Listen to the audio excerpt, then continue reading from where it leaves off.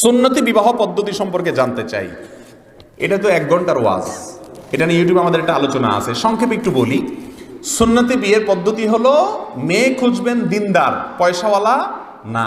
সৌন্দর্য এটা খুঁজবেন, ঠিক খুঁজতে পারেন, তবে তার চাইতে বেশি হলো মেয়েটা দিনদার কিনা। দিনদার মানে সে নামাজ কালাম পড়ে কিনা, হালাল হারাম মানে কিনা, আল্লাহকে ভয় করে কিনা, পর্দা করে কিনা, অল্পে তুষ্ট কিনা। আর মেয়েরাও ছেলেদেরকে এভাবে নির্বাচন করবেন। আজকাল ছেলেরা চায় একটা বিশ্ব সুন্দরী, আর মেয়েরা চায় একটা টাকার বস্তা। যতক্ষণ পর্যন্ত এই অবস্থা থেকে বের না হবেন ততক্ষণ পর্যন্ত শান্তি দাম্পত্য জীবনে আসবে না। নবীজি বলেছেন ফাসবার বিজাতিদ দ্বীন। দেখো, চেহারা সুন্দর, লাবণ্য, সৌন্দর্য, শারীরিক গঠন, পয়সা কড়ি, এগুলা গৌণ। মানুষের আসল উপভোগ্য হলো তার ব্যক্তিত্ব, পার্সোনালিটি। সে যদি মানুষের মতো মানুষ হয় তার সাথে বসবাস করে শান্তি পাবা। আর না হলে চেহারা ছবি এগুলো একসময় ভেঙে যাবে, একসময় নষ্ট হয়ে যাবে। আসল জিনিস থেকে যাবে তার ব্যক্তিত্ব। এই জন্য ওই জিনিসটা দেখে বিয়ে করতে হয়। আর বিয়েতে খরচ কম করবেন, দুমদাম কম করবেন, লাইট ফাইট কম লাগাবেন। মহারণা খুব অযাচিত, অনাকাঙ্ক্ষিত বিশাল বিগ ফিগারের মহারণা ধরলেন, 1 টাকাও দিলেন না, এরকম করবেন না। গান বাজনা, বিয়ে মানে এখন গান বাজনা, ঠিক না ঠিক? গান বাজনা ছাড়া কোনো বিয়ে হয় না। মানুষ জিজ্ঞেস করে, হুজুর সংসার টিকে না কেন? এখন প্রতিদিন 39টা করে তালাক হয় ঢাকা শহরে। এত বিবাহ ভেঙে যাচ্ছে কেন? এত অশান্তি হচ্ছে কেন? এই অশান্তি হওয়ার অন্য এক কারণের ভিতরে একটা কারণ হলো, বিবাহ যখন হয় তখন গান বাজনা ছাড়া বিয়ে, ব্যান্ড পার্টি ছাড়া বিয়ে হয় না। তো যে বিয়েতে আল্লাহ নাফরমানি দিয়ে শুরু হয়, ওখানে আল্লাহ শান্তি কিভাবে দিবেন? এই জন্য যুবকরা হিম্মত করতে হবে। বিয়েতে কোনো হারাম কাজ, চাঁদাবাজি করবেন না। গেইটে টেবিল বসাইয়া, চেয়ার বসাইয়া উপহার নেওয়ার জন্য লোক বসে, আছে না নাই? কে কি আনছেন দেন, নাম লেখান।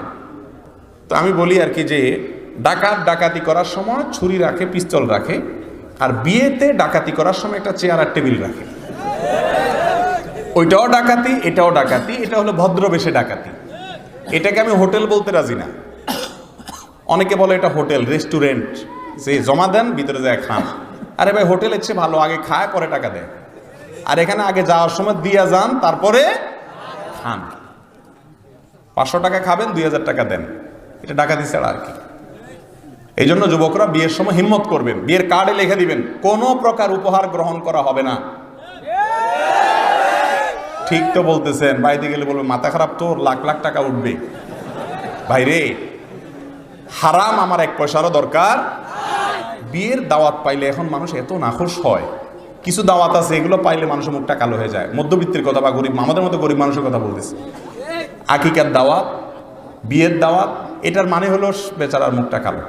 মরা দাওয়াতে আবার খুশি হয়, কারণ সেখানে কিছু দেওয়া লাগে না। কিন্তু বিয়ের আকিকা মানে হলো এখানে দণ্ডি, জরিমানা। পরিবারের সদস্য 3 জন, 500 করে 1500 নয় খাইলো, কিন্তু 5000-এর নিচে দেওয়া, বাকি 3500 লস।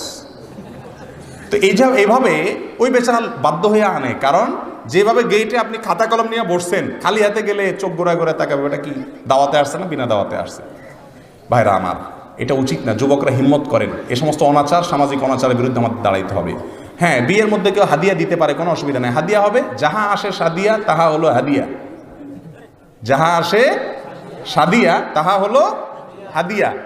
আপনি চেয়ার টেবিল নিয়ে, খাতা কলম নিয়ে, ভাই কি আনছেন দিয়া যান, এরপর ভিতরে ঢুকেন। মুখে তো আর বলে না, আচরণ দ্বারা এরকম করেন, তাহলে এটা কোনো হাদিয়া হতে পারে না, চাঁদাবাজি। আল্লাহ তাআলা আমাদেরকে এগুলোর থেকে বেঁচে থাকার তৌফিক দান করুন। কিয়াম করা হাদিস দ্বারা কতটুকু প্রমাণিত? ভাই, কিয়াম শব্দের অর্থ দাঁড়ানো। হাদিসে দাঁড়ানো নিষেধ নাই। অনেক ভাই দাঁড়ায় আছে, সব কিয়াম করতেছে, কোনো অসুবিধা নেই। কিন্তু মিলাদ পড়তে পড়তে, নবীজির প্রতি দুরূদ পাঠ করতে করতে দাঁড়ায় যেতে হবে, এমন কোনো কথা হাদিসে বলা। আপনারা নামাজের মধ্যে দুরূদ পড়েন কি পড়েন না? দুরূদ পড়তে পড়তে দাঁড়ায় যান, কেন দাঁড়ান না? কারণ দুরূদ যদি বসে বসে পড়েন, তাহলে বসে বসে পড়তে পারেন, কোনো অসুবিধা। আবার যখন দাঁড়ানো অবস্থায় পড়েন, দাঁড়ানো অবস্থায়ও পড়তে পারেন। কিন্তু বসা অবস্থায় দুরূদ শুরু করলে এক পর্যায়ে দাঁড়ায় যেতে হবে। এটা যদি জরুরি হইতো, তাহলে নামাজের মধ্যেও দুরূদ পড়তে পড়তে এক পর্যায়ে দাঁড়ায় যাওয়া লাগতো কি লাগতো না বলেন? আচ্ছা, দুরূদ পড়া বড় না কোরআন শরীফ পড়া বড়? কোরআন কারীম পড়া বড় না? দুরূদ পড়া লাগলে, তখন যদি দুরূদ পড়তে পড়তে দাঁড়ায় যাওয়া লাগে, তাহলে কোরআন পড়ার সময় তো ফ্যানে ঝুলে থাকতো, ওটাতে ইচ্ছেইতে বড়। এগুলো ভুল ধারণা আমাদের। আল্লাহ আমাদেরকে সঠিকটা গ্রহণ করার তৌফিক দান করুন। বিদআতটা ছাড়ার জন্য হিম্মত লাগে, সঠিক যেটা শুনবেন গ্রহণ করতে হবে।